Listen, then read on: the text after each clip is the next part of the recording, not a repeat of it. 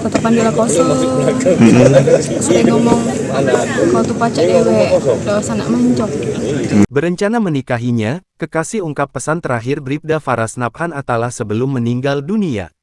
Sosok Bribda Faras Nabhan Atala anggota Satres Narkoba Polres Lahat yang tewas saat penggerebekan bandar narkoba di Tanjung Sakti Kabupaten Lahat, Sumsel kini terus menjadi perhatian publik.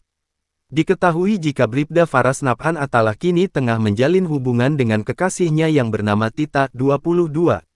Saat dijumpai di rumah duka di Jalan Jepang Perumahan Villa Gardena 4, Kecamatan Alang-Alang Lebar, Palembang, Tita menyebut jika ia mendapat kabar dari teman satu letting almarhum. Dapat kabar dari kawan satu lettingnya sekitar jam setengah 4 tadi kalau Ayas kena tusuk sajam saat penggerebekan, ujar Tita saat dijumpai, Rabu, tanggal 22 Januari tahun 2025. Ada rencana nak menuju